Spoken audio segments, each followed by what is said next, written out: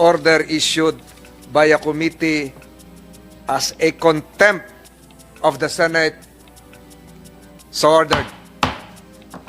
News update tayo mga ka-YouTube sa isinagawang Senate hearing kanina sa kaso ni Elvie Vergara at ng mga Ruiz. So pakinggan natin yung dahilan ng mga senador kung bakit siya na-contempt. Narito po. Mr. Chair, huwag na tayo magpaligoy-ligoy pa dahil panay kasinungalingan itong sinasabi niyo.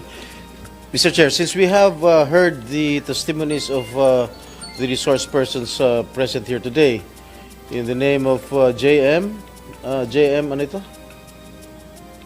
What's your family name, JM? Taroma, Patrick, Simbahon, and Dodong, alias Dodong. And there are a lot of witnesses who wants to come out and to testify against Ms. Franz.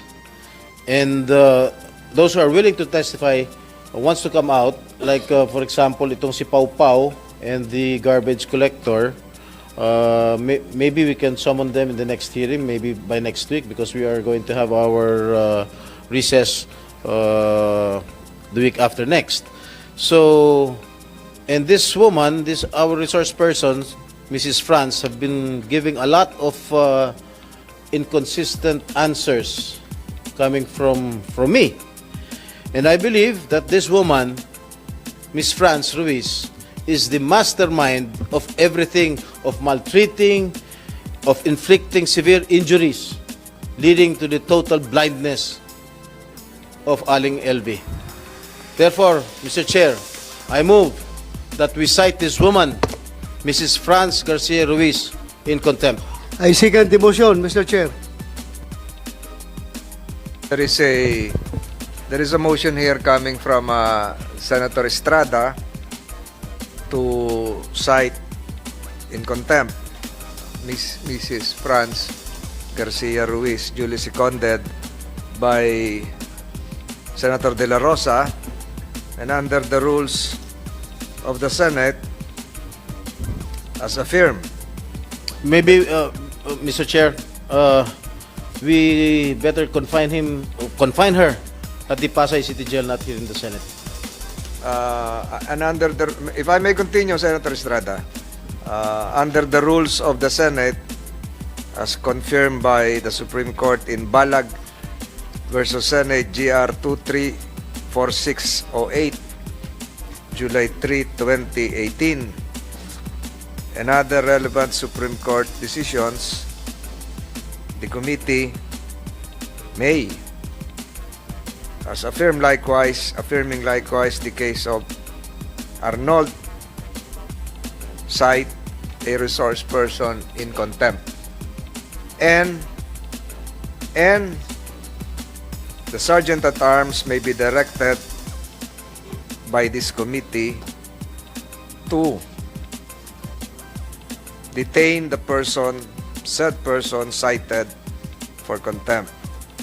There is a subsequent motion, unless the first motion is amended by Senator Estrada, to detain Mrs. Franz Garcia to commit Mrs. Franz Garcia to the Pasay City Jail. The chair would perhaps ask the movant to reconsider the Pasay City detention and instead commit said Mrs. Garcia to the Senate premises for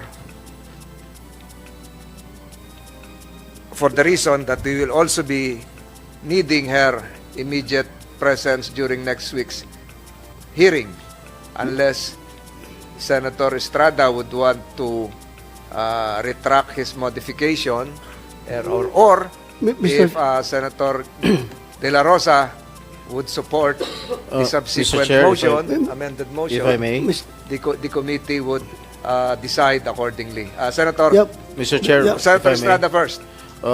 I will not withdraw my motion. I still insist that she be committed at the Pasay City Jail, because Pasay City Jail is just near the Senate. We can always subpoena her or call her attention in case this committee needs her presence here. Mr. Chair, That was the pleasure of Senator De La Rosa. before you rule the motion of Senator Jingo Estrada, may I move for a 1-minute suspension, Mr. Chair?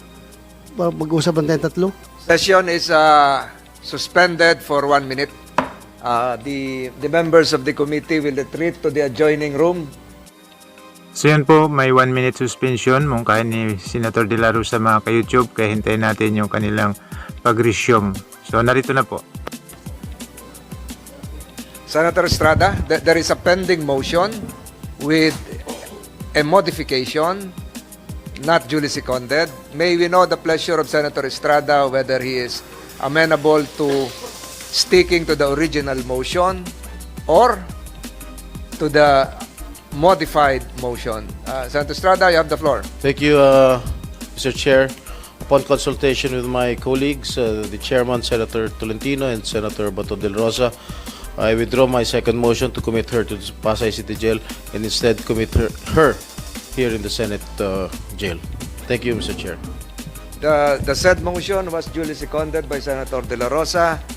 Finding no other objections, comments from our other colleagues, the Senate Committee on Justice and Human Rights, after consultation with the members and a closed-door deliberation, hereby approves the said motion of Senator Estrada and a detention order be issued to Mrs. Franz Garcia Ruiz for continuously evading the questions propounded by the members of this committee, as well as falsely testifying under direct examination by committee members, and consistent with the rules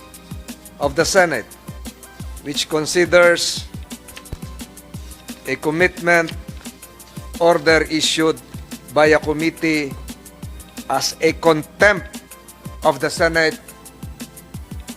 The Sergeant at Arms is hereby directed to place under detention within the Senate premises said person, Mrs. Franz Garcia Ruiz, with visitation rights accorded to his family members as well as counsel, effective today, September 19, 2023, given in open session by the Senate Committee on Justice and Human Rights. So ordered. Rosa, can you escort Mrs. Ruiz to the detention facilities of the Philippine Senate? So yun na nga po yung order mga ka-YouTube. Dadalay na si Mrs. Ruiz sa Senate Jail. At dito po kasunod yung paglabas nila. Dito na po ang video. Pagdating niya, di na pwede ha, makasira. Magbantana niyo yung kamay mo. Meron pa yun na. Awang na. Kasi magtatamamay mo. Oo, may tabanan.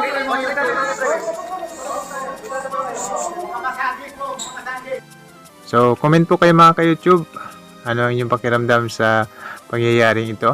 Pasalamat sa mga senador or mayroon ding awa kay Mrs. Ruiz. Maraming salamat po sa panonood. Thank you very much. To God be all the glory and God bless us all.